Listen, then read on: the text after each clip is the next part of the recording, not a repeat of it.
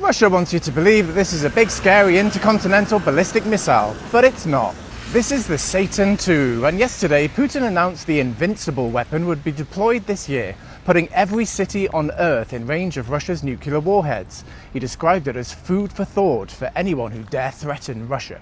But it's actually more accurate to think of this as Vladimir Putin's tiny penis being thrust into the sky in a desperate dick-waving contest by a country that is being utterly humiliated not only in Ukraine, but across the world. Why? Because Ukraine is starting to win again. Russia's spring offensive has been an absolute disaster for the Kremlin. According to The Economist, Russia actually lost 113 square kilometers over the last month, and that, my friends, is the exact fucking opposite of what an offensive is supposed to do. That is, the supposedly second most powerful military in the world grinding its own men into fertilizer for less than nothing. And Russia can't stop. Putin's entire existence rests on taking Ukraine's Donbass region, the very minimum he needs to declare victory. But in a drone-saturated battlefield where big, slow tanks and armoured vehicles are next to useless, all they can do is throw more and more men forward. And here's the really crazy thing. While Russia has consistently been losing more than 1,000 men a day for years now, the percentage of them being killed rather than just injured has soared. If you get injured on the battlefield now, your chances of rescue are slim. There are just too many drones. According to Ukraine, the kill-to-injured ratio for Russian troops is now 2 dead for every 1 injured, which means this is possibly the deadliest war in modern history. For context, the trench warfare of World War I was around 1 dead for every 3 injured.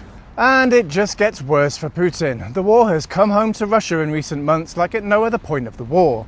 70% of Russia's population is now in range of Ukrainian long-range drones. All refineries across the country are regularly in flames, and Russians are now feeling some of what their country has been doing to Ukraine for more than 4 years. And surprise, surprise, they don't like it very much. And neither does Putin. It's hard to understate just how utterly embarrassing last weekend's Victory Day parade was for Putin. A supposed global superpower had to beg the US to politely ask Ukraine not to attack it. Now, it's far too early to celebrate an impending Ukrainian victory, but the tide is definitely turning, and here in Kyiv you can feel the difference in vibe. Which brings us back to that missile. Why the big announcement now? Putin can't make any claim to success on the battlefield in Ukraine. Russia's economy is tanking, and he's so scared of his own people that he's cutting off their mobile access and making sure they only see Kremlin-approved websites.